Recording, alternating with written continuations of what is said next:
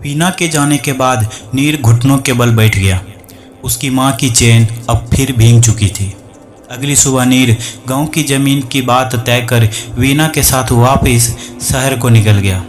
पूरे रास्ते एक चुप्पी थी दोनों के बीच। आमतौर पर नीर कोई ना कोई गीत गुनगुनाकर ही ड्राइव किया करता था, लेकिन आज उसके होंठ जैसे सील दिए थे किसी ने। वीना भी एक कोना पकड़े चुप थी और गाड़ी के साथ साथ चलती उस सड़क को घूर रही थी। हर राह की एक मंजिल दिख रही थी उसे, बस जाने उसी की मंजिल कहाँ गुम थी। बेख्याली में उसका दुपट्टा गाड़ी के गियर पर जा लगा तो नीर को जैसे बहाना मिल गया फट पड़ने का। उसने जोर से वीना पे चिल्लाते हुए कहा, अपनी चीज़ें अपने सामान को काबू में रखो और हो सके तो खुद को भी। वीना को जैसे किसी जहरीले कीट ने डंक मार दिया हो। उसने अपना दुपट्टा खींच लिया और फिर बाहर देखने लगी। इस बार साथ चलती सड़क कुछ धुंधली सी थी। नीर के चेहरे पर रात का आक्रोश साफ दिख रहा था और वीना बस छत पर चले जाने के अपने कारण को ही खोजने में लगी थी। घर पहुंचते ही नीर को रजनीश ने घेर लिया। कालावती जी के खाने के आग्रह को ठुकरा कर रजनीश नीर को कमरे में ले गया। वीना के चेहरे की उरी रंगत उसका हाल बयां करने को काफ़ी थी। कालावती जी ने उससे पूछा, सब ठीक तो है ना बेटा? वीना जैसे कल रात से एक झटके में ही आज में पटक दी गई हो। खोई सी बोली, ठीक हूँ माँ, सब ठीक है। कालावती जी को शंका हुई तो वो दोबारा बोली, बेटा तुम्हारे चेहरे से तो तुम्हारे ठीक होने का पता नहीं चल रहा है।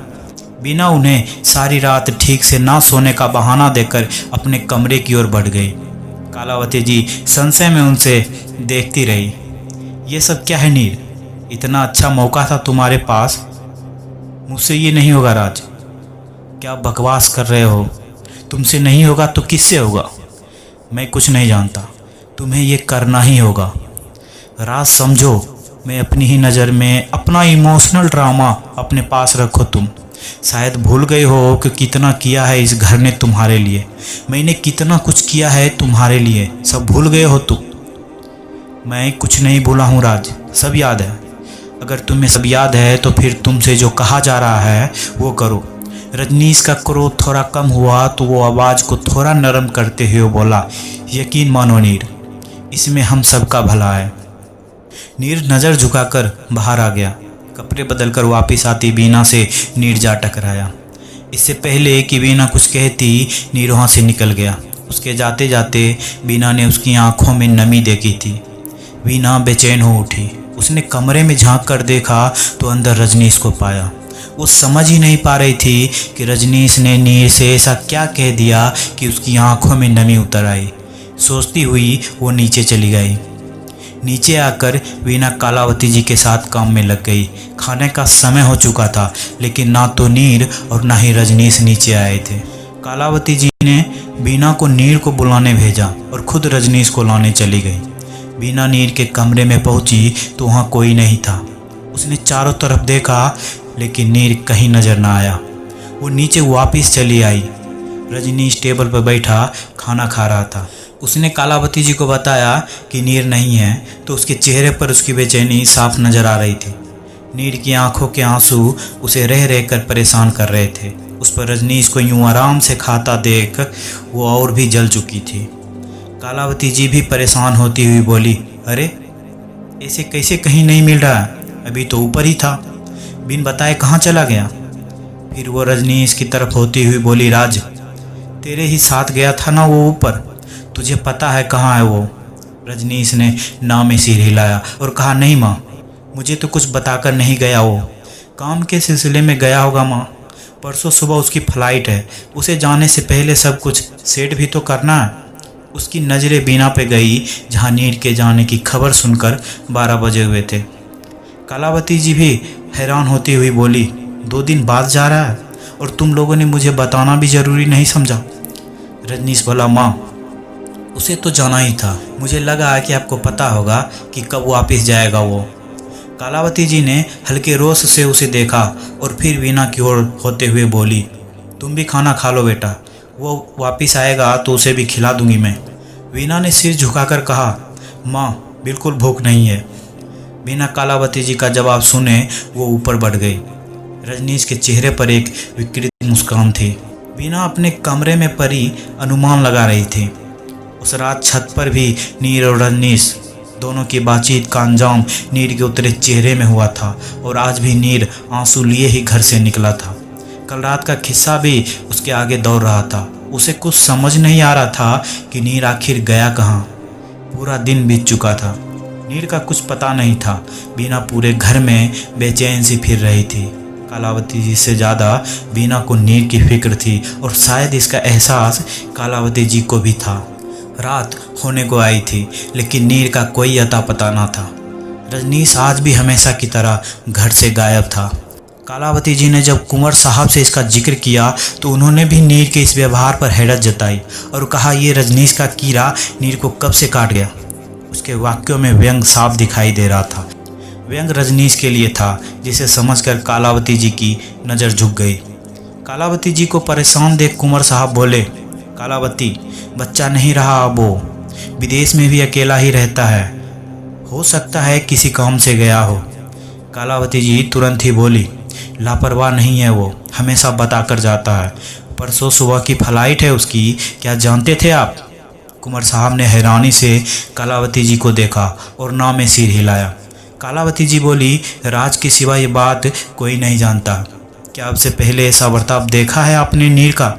मुझे तो कुछ समझ नहीं आ रहा कि ये हो क्या रहा है। जब से वो गांव से लौट आया है उसके हाव भाव ठीक नहीं थे और उसके बाद राज उसे ऊपर ले गया, फिर ना जाने वो कहाँ चला गया। मुझे अब चिंता हो रही है जी। कुंवर साहब के मन में भी अब घबराहट ने जगह ली थी, लेकिन कालावती जी को शांत करना जरूरी था। उन्हें दिलासा देते हुए बोले, चिंता ना करो, आप आ जाएगा, सुबह तक लौट आएगा, आप भी अभी सो जाओ। सुबह एक बार नौकर को गांव भेज दूंगा, माजरा क्या है शायद समझ आ जाए। कालावती जी उनका हाथ थामे लेट गई और सारा दिन की थकावट ने नींद का रूप कब ले लिया उन्हें खबर ना हुई। अपने कमरे में करवटें बदलती बीना पूरी रात ना सो सकी। उठकर नीर के कमरे में भी गई लेकिन कुछ हाथ ना लगा। उसका कोई अता पता ना था। अगला सारा दिन बीत गया, न नीर घर लौटा था और न ही रजनीश। किसी को कुछ समझ नहीं आ रहा था। बीना की हालात काटो तो खून नहीं जैसी हो रही थी। उसका उतरा चेहरा कालावती जी को और भी ज़्यादा साल रहा था। बीना भरकस कोशिश कर रही थी कि वो अपने जज्बातों पर काबू रख सके, लेकिन उसकी कोशिश कामयाब नहीं हो पा रही थी। कुंवर साहब ने गांव और आसपास के क्षेत्रों में आदमी दौड़ा रखे थे, लेकिन नीर का कुछ पता ना चल सका था। रजनीश की गैर मौजूदगी के सब आदी थे, लेकिन नीर के ना होना सभी को साल रहा था। बीना ने कल से कुछ नहीं खाया था। अपने कमरे में पड़ी वो बस यही सोचने में लगी थी कि आखिर ऐसा क्या हुआ था रजनीश और नीर के बीच में कि वो यूँ चला गया कहीं। उसने ये बात अभी तक घर में किसी से भी नहीं की थी। कुंवर साहब को आज शहर से बाहर जाना पड़ा और नीर के लिए घबराहट लिए वो चले गए थे। घर में बस कालावती जी और बीना ही बचे थे। दोनों ही कुछ समझ नहीं पा रहे थे क्या किया जाए। रात हो चुकी थी। चिंता की मारी कालावती जी को बीना बहुत मुश्किल से सुलाकर अपने कमरे में लौटी थी। रेस्टिंग चेयर पर बैठी वो बहुत देर तक सोचती रही और आखिर अब उसकी थकान उसकी आंखों पे भारी हो गई। कंधे पे अपना झोला लटकाए नीर अब बीना के कमरे में था। रेस्टिंग चेयर पर सोती बीना बेहद मासूम लग रही थी। कमरे में जलते दिए की रोशनी से बीना का चेहरा भी जगमगा रहा था। नीर उसके करीब आया और भरकस किसी आहट के ना होने की कोशिश करते हुए उसके करीब बैठा और बोला, मुझे माफ़ कर देना बीना, तुम्हें अपने जज्बात बता ना सका, लेकिन मन के भीतर तक समा चुकी हो तुम। अब जा रहा हूँ मैं, लेकिन तुमसे तुम्हारा एक अंश चुरा कर मेरे मन में आने वाली तुम पहली लड़की हो। वादा करता हूँ आखिरी भी तुम ही होगी। तुम्हारा सामना ना कर सकूँगा, हो सके तो मुझे माफ़ कर देना। कहते हुए नीर अपनी आंखों से बहते नीर को समेटता हुआ उठ खड़ा हुआ। एक कदम आगे बढ़ाया तो अपने हाथों पे बीना का स्पर्श पाया। वो जाग रही थी। नीर ने पलट कर देखा तो बीना रोज से उसे देख रही थी। नीर की पलकें झुक गई। बीना ने आगे आकर नीर से कहा, तुम इतने कायर हो, मैंने समझा नहीं था। नीर से कुछ बोलते नहीं बना तो बीना एक कदम और आगे बढ़ाई और नीर का कॉलर पकड़ते हुए बोली, मन के भीतर मुझे समेटने से पहले मेरी इजाज़त नहीं लोगे नीर? नीर अब भी चुपचाप खड़ा था। बीना का गुस्सा पहली बार देख रहा था वो। उस गुस्से में भी उसकी साफ नियति प्रत्यक्ष थी। नीर को दोबारा झंझोरते हुए बोली, मेरे जीवन में बिना बताए चले आई तुम। माफ़ किया मैंने, लेकिन यूँ चोरों की तरह भागने नहीं दूंगी तुम्हें। नीर ने उसे खुद को छुड़ाया और बोला, ये ठीक नहीं है बीना, मैं ये नहीं कर सकता। बीना ने कहा, क्या नहीं कर सकते हो तुम नीर? क्या किया है तुमने ऐसा? नीर चुप था तो बीना आगे बोली, बोलते क्यों नहीं हो नीर? वैसे तो तुम कभी चुप नहीं होते, आज क्यों नहीं बोलते? प्यार करने लगा हूँ तुम्हें, चाहता हूँ तुम्हें। लेकिन इससे पहले कि नीर कुछ और बोलता, बीना उसके गले जा लगी। नीर स्तब्ध था। अपने दोनों हाथों को बीना से भरसक हटाने की कोशिश के बावजूद भी नीर खुद को ना रोक सका और उसने भी बीना को अपनी बाहों के घेरे में ले लिया। सुबकते हुए बीना बोली, मैं यहाँ नहीं रह सकूंगी नीर। रजनीश ने कभी नहीं अपनाया मुझे। मेरे जीवन में तुम रोशनी लेकर आए थे। मुझे यूँ अंधेरे में घिरा मत छोड़ कर जाओ। मैं अब नहीं जी सकूंगी ऐसे। नीर कुछ बोल ना सका। एक दूसरे के बाहें में सुकून तलाशते दोनों इस लम्हे की कमजोरी में कब बह गए, दोनों ही समझ ना सके। अगली सुबह अपने जीवन की सबसे सुखद सुबह का अनुभव करती बीना उठी। बराबर में सोया नीर उसे उसकी संपूर्णता का एहसास करा रहा था। सोच लिया था कि उसने कि अब वो वहाँ नहीं रहेगी। इस एक रात में नीर के साथ अपने पूरे जीवन के ख्वाब संजो लिए थे उसने। नीर को सोता छोड़कर बीना खिड़की पर चली आई। पूरी तरह सूरज नहीं चढ़ा था। रात की खुमारी शायद अभी उस पर भी तारी थी। नीर की शर्ट को उठा बीना उसमें उसका स्पर्श और उसकी गंध महसूस कर रही थी कि अचानक ही उसका हाथ नीर की शर्ट की जेब पर गया। कुतूहल में उसने देखा तो डाक थी। ऊपर रजनीश का नाम देखा तो अपना हाथ उस खत को खोले बगैर ना रोक सकी। कुछ ही देर में नीर की आंखें खुली तो उसने बीना को अपने सामने ना पाया। चारों ओर देखा तो वो उसे खिड़की के पास बैठी दिखाई दी।